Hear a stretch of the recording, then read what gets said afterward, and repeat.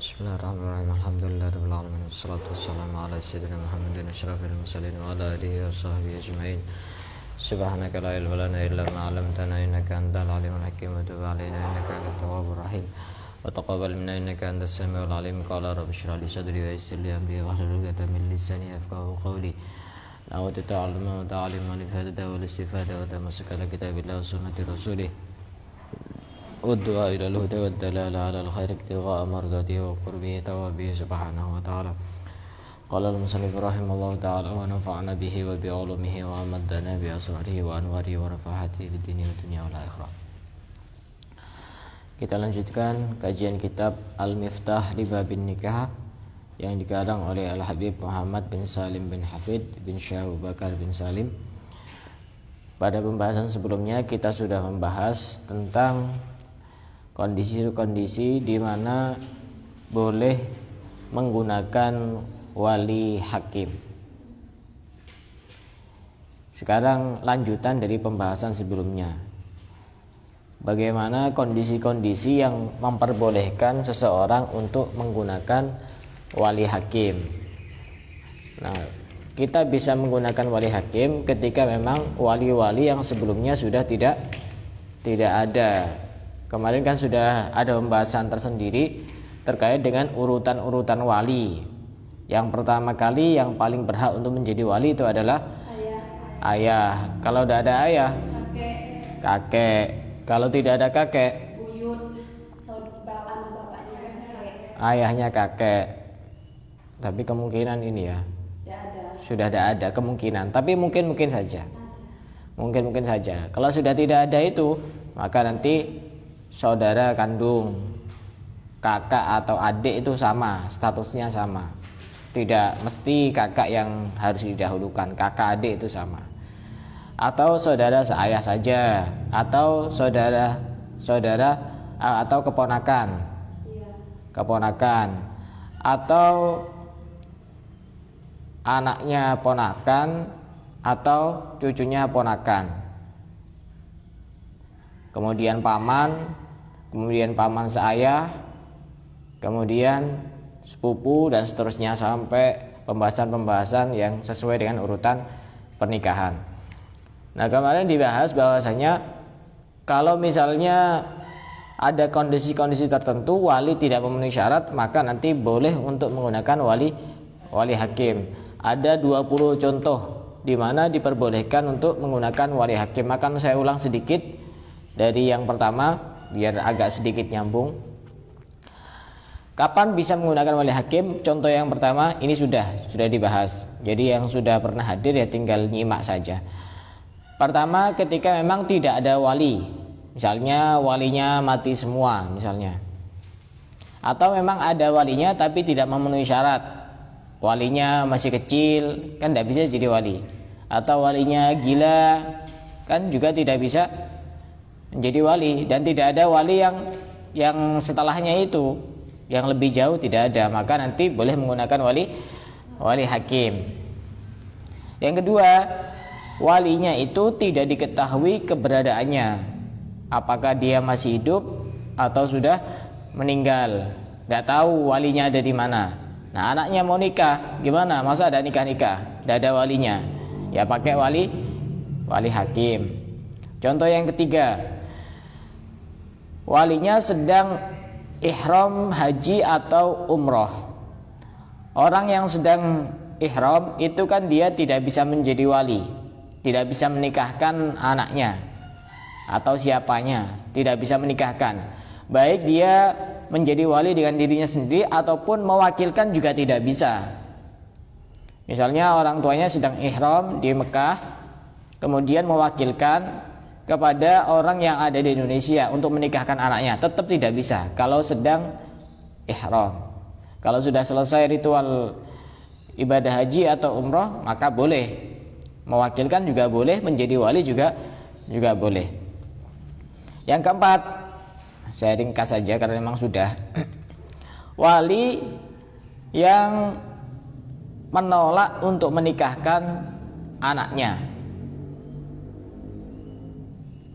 Padahal anaknya ini punya pilihan yang sekufu. Mestinya kan orang tua itu kan dia sebaiknya untuk menikahkan anaknya ketika sudah sekufu. Walaupun orang tua punya hak untuk memaksa anaknya untuk menikah dengan yang lain. Di sini boleh menggunakan wali hakim ketika misalnya anaknya sudah punya pilihan. Pak, ini saya punya calon, saya pengen dinikahkan. Saya tidak mau. Padahal itu sekufu, sepadan, selevel, sederajat. Ayahnya tidak mau dan ayahnya tidak punya calon, cuma sekedar tidak mau. Maka nanti pada kondisi seperti itu masa anaknya tidak nikah, orang tuanya tidak mau jadi wali. Ya nanti bisa menggunakan wali hakim, tapi harus ada bukti dan saksi. Jadi misalnya ada seorang perempuan lapor ke kantor KUA, ini saya pengen nikah, pengen daftar nikah, siapa walinya? Walinya ayah saya, cuma saya tidak mau nikahkan karena tidak sesuai dengan pilihannya. Ini harus benar-benar ada bukti apakah memang ayahnya didatangkan atau bukti-bukti yang lain. Ketika memang benar-benar tidak mau, maka nanti boleh menggunakan wali hakim. Langsung nikah di KUA, nanti yang menikahkan adalah petugas KUA. Paham? Paham? Ini rata-rata ketika calonnya itu tidak sesuai dengan pilihan orang tua. Tapi kalau orang tua punya pilihan dan tidak mau menikahkan pilihan dengan pilihan anaknya itu, tidak disebut wali adol, tidak disebut wali yang membangkang. Dia tetap bisa menikahkan dengan pilihan orang tuanya ketika memenuhi syarat. Kemarin itu syaratnya ada syartus sihah, ada syartu jawazil ikdam. Kemarin sudah disebutkan. Orang tua boleh memaksa anaknya untuk menikah ketika memenuhi syarat. Contoh misalnya anaknya punya pilihannya sendiri dan selevel dengan keluarganya. Dan orang tuanya juga punya pilihan sendiri. Anaknya pengen dinikahkan sama pilihannya sendiri. Orang tua pengen menikahkan anaknya dengan pilihannya sendiri. Yang menang siapa? Yang menang orang tua. Yang menang orang tua. Tidak boleh berpindah menggunakan wali hakim. Yang disebut tadi itu tidak mau menikahkan ketika memang tidak ada alasan yang jelas. Anaknya sudah punya pilihan yang selevel, sederajat, sekufu, sepadan. Orang tuanya tidak punya pilihan, tidak mau nikahkan, tidak jelas. Ya pindah saja ke wali hakim. Dan ini terjadi banyak kasus-kasus seperti ini. Kemudian yang kelima, contohnya boleh menggunakan wali hakim ketika wali dan mempelai putrinya itu jaraknya lebih dari orang boleh mengqashar sholat, lebih dari 82 km. Ketika jarak antara wali dan perempuan lebih dari itu, maka boleh menggunakan wali hakim.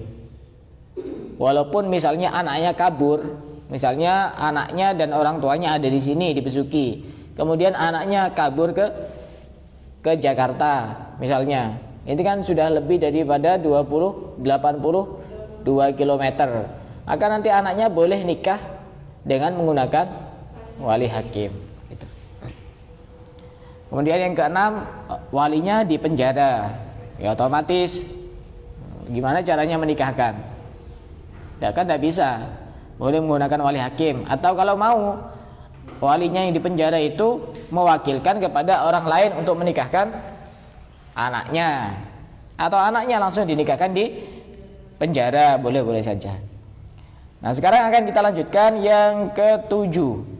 Sekarang yang ketujuh, yang 6 sebelumnya sudah dibahas, makanya saya bahas cepat itu.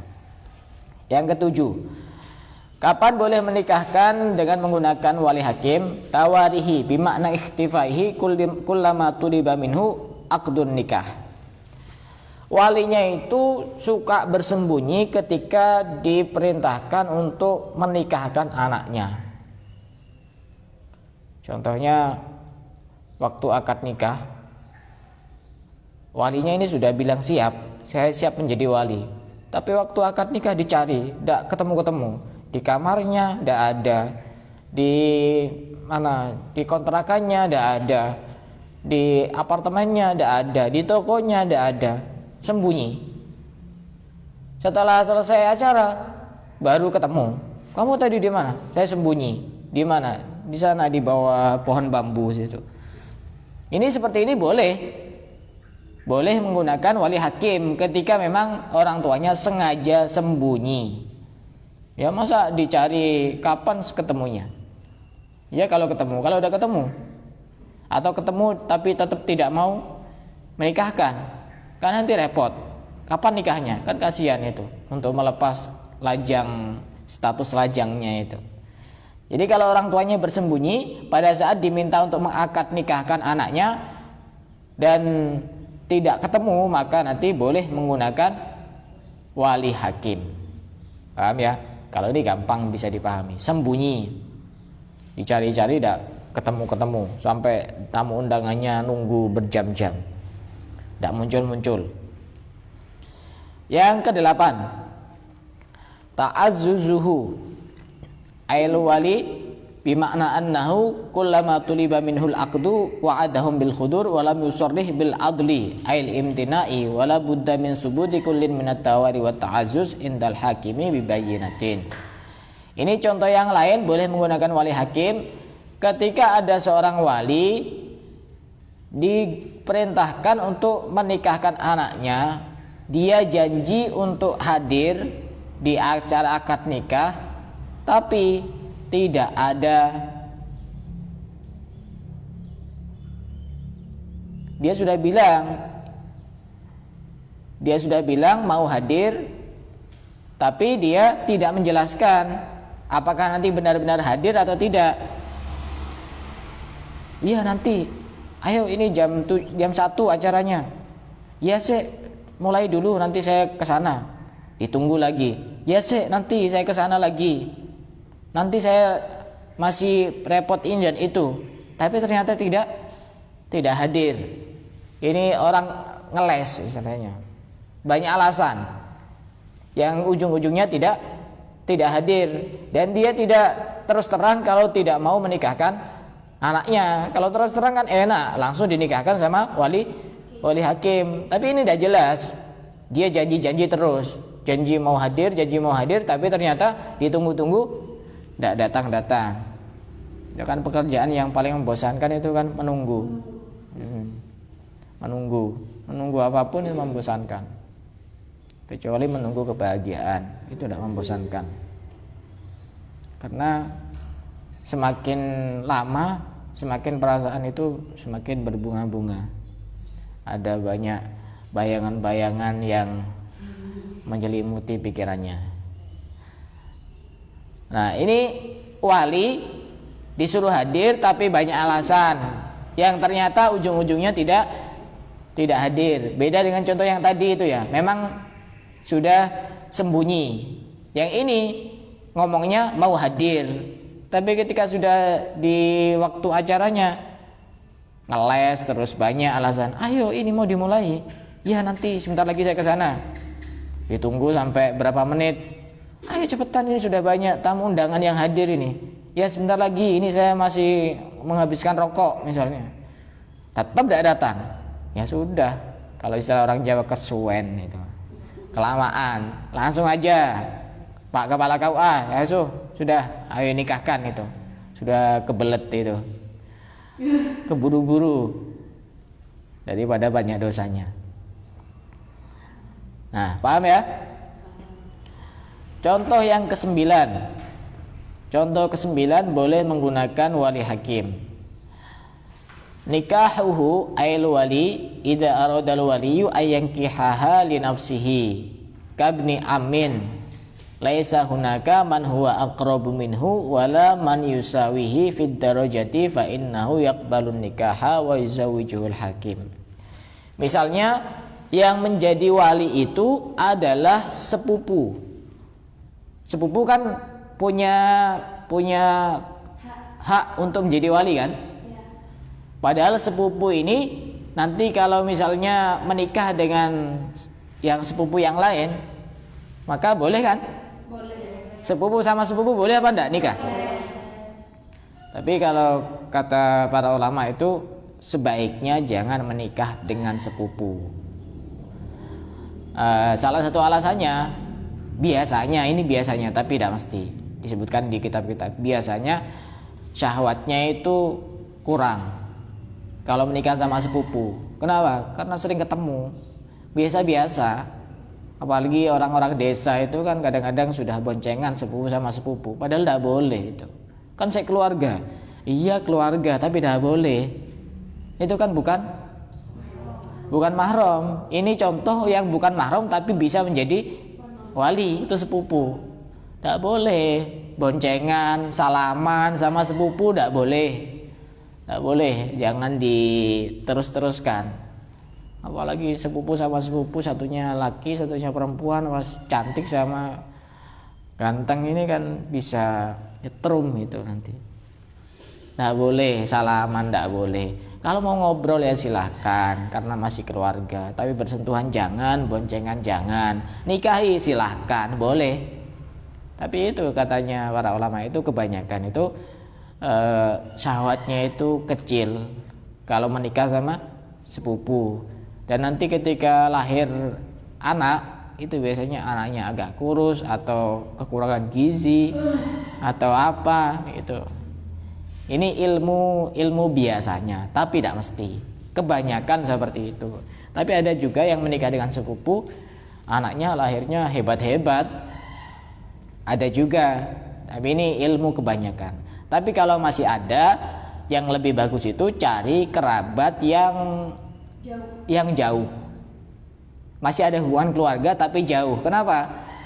Untuk mendekatkan yang jauh, biar hubungan keluarganya itu tambah lebih dekat. Soalnya nanti kalau nikah sama sepupu, kalau pas ada apa-apa, sepupu ini kan sangat dekat kan, hubungan keluarga yang sangat dekat. Pas ada apa-apa, coba misalnya cerai, nanti kan hubungan keluarganya jadi hancur itu nanti. Karena sangat dekat sepupu sama sepupu ini, hubungan keluarga yang sangat dekat.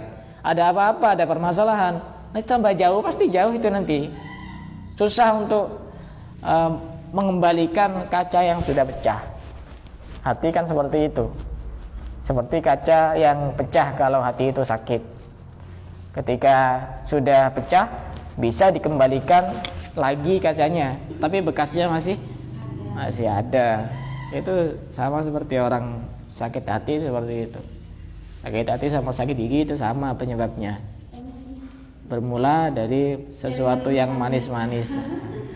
Orang sakit gigi karena sering makan yang manis-manis, orang sakit hati karena sering merasakan yang manis-manis juga sama gitu. Cuma kalau sakit hati tidak bisa nyari obat di apotek. Sakit gigi masih bisa. Kalau sakit hati bisa menjadikan orang kurus. Kalau sakit gigi sembuh giginya, banyak makannya ya tetap gemuk. Itu bedanya sakit gigi sama sakit hati. Paham Mbak Diana? Ini artisnya soalnya.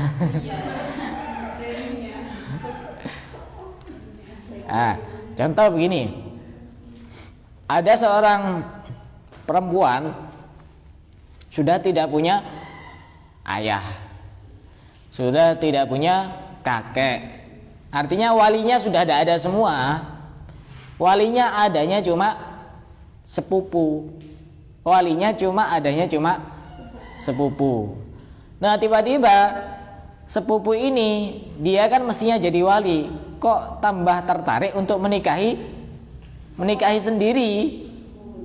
Nah nanti kan jadi rancu. Pertama dia jadi wali, yang kedua dia jadi calon mempelai laki-laki, jadi calon suami. Paham contohnya? Paham enggak? Jadi ini walinya itu sepupunya sendiri. Karena wali-wali yang lain sudah tidak ada. Nah tiba-tiba sepupunya ini yang mestinya jadi wali, tiba-tiba pengen nikahi ini sendiri, sepupunya sendiri. Ini kok kayaknya cantik, daripada diambil sama orang mending saya ambil sendiri.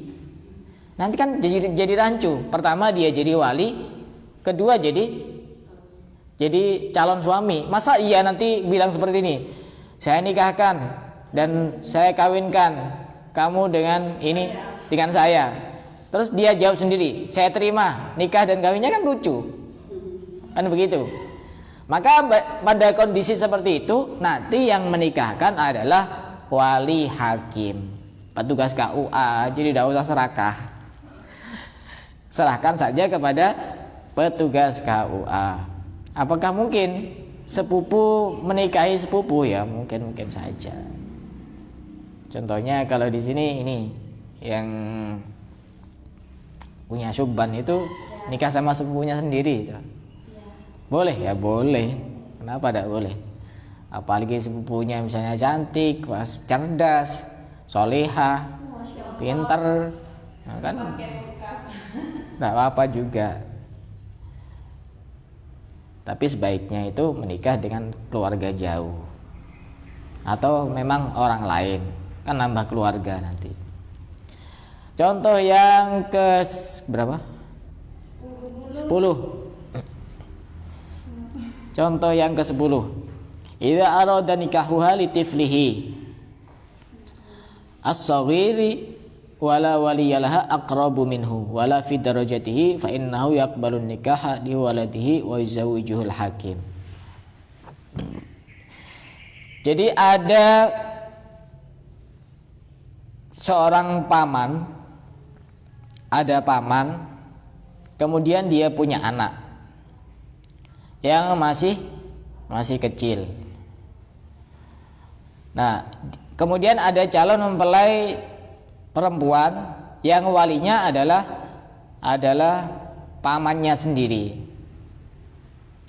Setelah itu ini keponakan nikah sama keponakan, sedangkan anak dari pamannya itu masih kecil. Kalau anak kecil itu kan dia tidak bisa untuk melangsungkan akad nikah dengan menjawab sendiri. Jadi contohnya ada paman yang menjadi wali, ya, menjadi wali dari seorang perempuan. Kemudian perempuan ini mau dinikahkan dengan anaknya sendiri yang masih kecil. Maka nanti anaknya ini kan tidak bisa langsung qabiltu nikah karena masih kecil. Yang menjawab harus pamannya. Karena yang menjawab harus pamannya,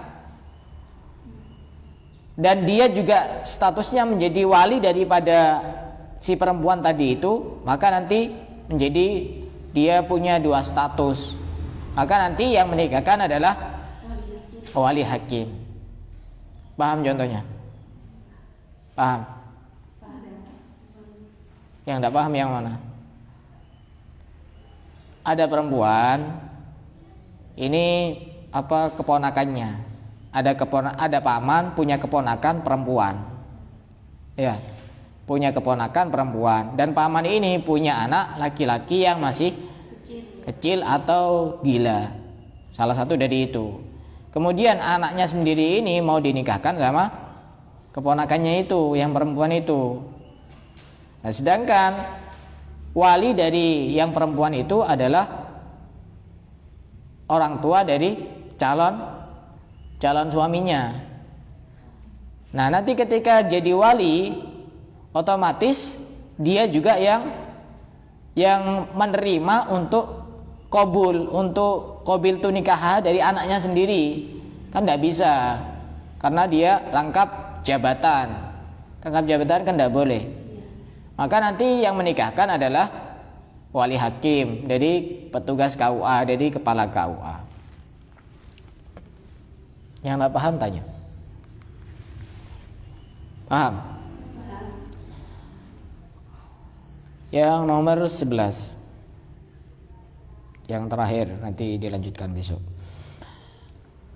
Idza arada nikahuha li hafidihi ay ibnihi wa huwa ghairu mujbirin fa in kana mujbiran bi an kanatiz zaujatu bintu ibnihil akhar wa hiya bikrun tawallat tarafaini. Nah, contohkan. Saya tulis di papan.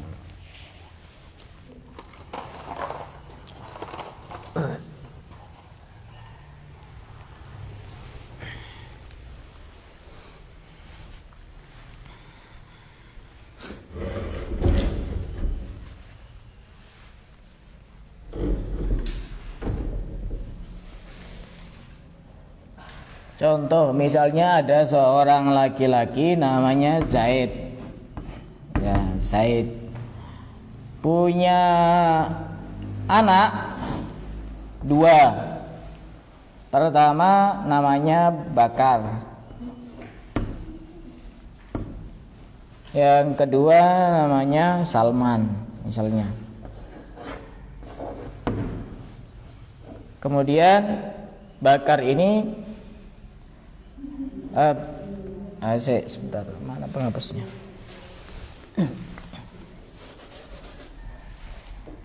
Misalnya yang kedua anaknya Umar. Kemudian Bakar ini punya anak namanya Salman. Kemudian Umar ini punya anak namanya Hindun. Saya kasih nama Zainab karena ada orangnya. Biasanya banyak pakai contoh Zainab, Hindun di kitab-kitab nahwu. Sebelum saya jelaskan, coba saya tanya, ini sama ini hubungannya apa? Hah? Hindun ini, saya ulangi lagi, ini ada orang laki-laki namanya Zaid, punya dua anak, satunya namanya Bakar, satunya namanya Umar. Bakar ini punya anak namanya Salman, Umar ini punya anak namanya Hindun. Salman sama Hindun ini statusnya apa?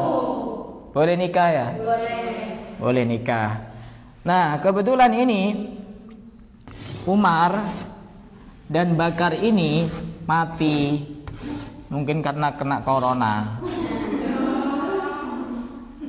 Akhirnya yang menjadi wali siapa? Zaid. Ini mau nikah dua ini, berarti walinya walinya sama, kan ya? Walinya ini ada mbah mau menikahkan cucunya. Yang dinikahkan walinya sama. Ini walinya ya ini ya ini. Sedangkan ini masih kecil, ini masih kecil, shogir. Otomatis kalau shogir itu kan dia tidak bisa qabil tu nikah. Kalau shogir, bagaimana? Nanti si Zaid ini tidak bisa untuk menjadi wali dan wali dilimpahkan kepada wali hakim. Karena nanti repot. Jadi walinya Hindun, kemudian jawab sendiri, saya nikahkan misalnya, saya nikahkan kamu dengan cucu saya yang bernama Salman. Cucunya kan masih belum boleh untuk jawab karena masih kecil. Kemudian dijawab sendiri, dan saya terima nikahnya Hindun, yang dimana saya menjadi wali dari Salman dengan mas kawin 1 juta rupiah. Itu udah boleh. Paham contohnya? Jadi ini ada kakek menikahkan cucunya, dan orang tuanya memang sudah tidak ada. Kalau orang tuanya masih ada, ya tidak boleh. Itu. Tapi syaratnya, ada syaratnya. Ada syaratnya. Ketika kakeknya ini dilihat dulu apakah mujbir atau ghairu mujbir. Kemarin contoh mujbir dan tidak mujbir itu begini. Karena orang tuanya masing-masing kan sudah tidak ada ya, maka si Zaid yang statusnya jadi kakek ini kan boleh memaksa Hindun untuk menikah kan? Boleh maksa dengan syarat-syarat kemarin itu, sekufu, selevel, sepadan, sederajat. Kalau misalnya tidak sederajat, ya langsung saja menggunakan wali hakim.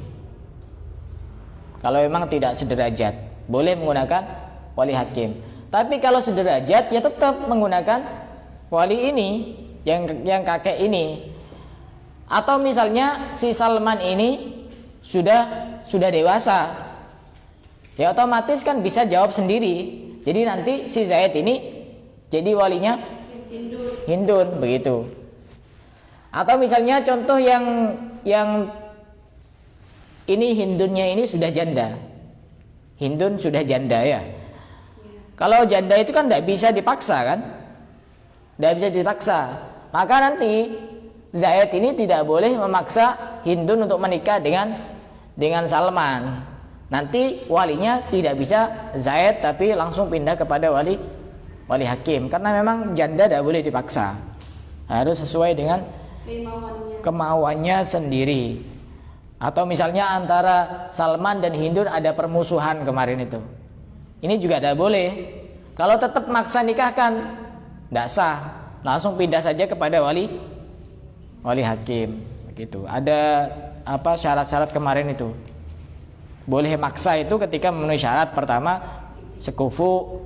Kemudian si laki-laki punya mahar misil, punya mahar standar. Kemudian antara laki-laki dan perempuan tidak ada permusuhan dohir dan batin. Antara perempuan dan walinya juga tidak ada permusuhan secara dohir. Begitu. Kalau tidak memenuhi syarat itu, maka tidak boleh untuk memaksa anaknya menikah. Dan nanti boleh untuk dilimpahkan kepada wali hakim.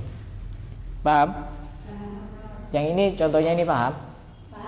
Tapi ini kasus-kasus seperti ini jarang terjadi ya. Jarang terjadi. Mbah menikahkan cucunya.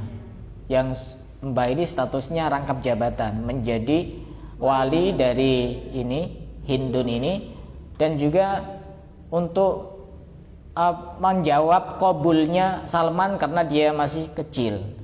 Karena nikah itu boleh, masih kecil itu boleh. Walaupun misalnya belum balik si perempuan, yang laki-laki juga belum balik boleh. Ada. Belum pernah ada. Setahu saya. Kalau sudah balik, iya. Umur berapa itu? 12 tahun apa 13 tahun? Saya pernah lihat di YouTube itu. Kemungkinan sudah balik, kemungkinan. 15 tahun sudah balik, dipastikan balik kalau 15 tahun. Umur 15 tahun itu baik dia sudah keluar darah haid kalau dia perempuan, atau dia sudah keluar mani atau belum, otomatis balik umur 15 itu. Tidak bisa ditawar-tawar. Umur 15 itu umur yang ukuran paten sudah bisa dipastikan balik, baik laki-laki maupun perempuan. Dan urusan menikah ini tidak harus balik. Boleh masih kecil boleh nikah. Jadi tidak perlu tunangan sampai bertahun-tahun. Langsung nikahkan aja, tidak apa-apa. Ya cuma itu nanti repot. Gimana cara nafkahi, gimana cara ngurus rumah tangganya, kan repot itu nanti. Dan masih ada berapa contoh lagi?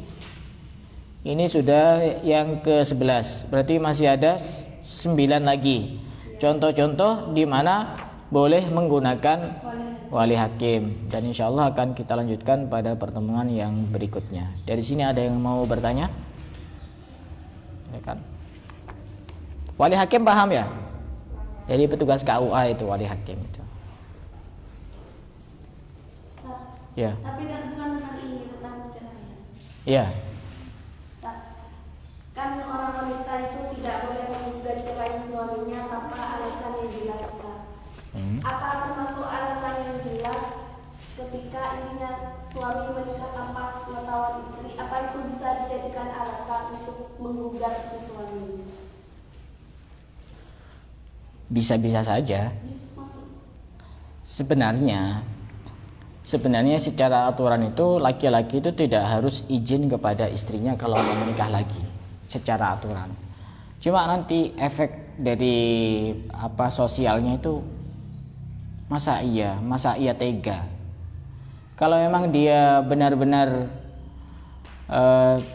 laki yang baik, itu pasti tetap izin sama istrinya, istri yang pertama. Walaupun ini tidak menjadi syarat ya, tidak menjadi syarat. Cuma nanti kan pasti ada dusta di antara kita kan. Kalau ada seperti itu. Ada juga itu yang sembunyi-sembunyi.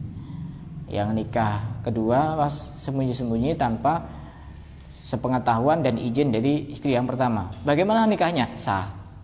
Kalau sahnya sah. Cuma nanti kan hidupnya dipenuhi dengan eh, apa ketakutan, kegelisahan, khawatir ketahuan kan? Kan gitu. Tapi secara ini sah. Dan bahkan sebagian orang itu justru yang mencarikan itu dari pihak yang istri pertama. Tapi ini agak susah kalau seperti itu. Istri yang benar-benar luar biasa itu mencarikan istri kedua untuk suaminya. Kecuali misalnya dia tidak bisa memberikan keturunan lama, begitu. Ya wajar. Misalnya laki-lakinya sudah tidak mau dengan yang pertama atau tetap mempertahankan tapi cari istri lagi.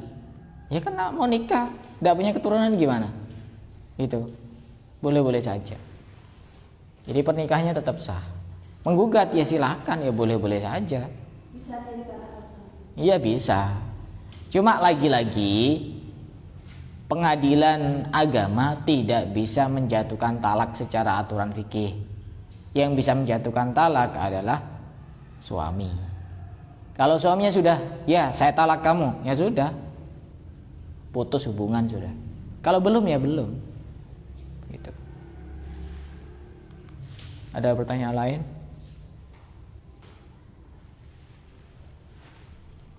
Kalau tidak ada, kita cukupkan sampai di sini. Wallahu a'lam bishawab.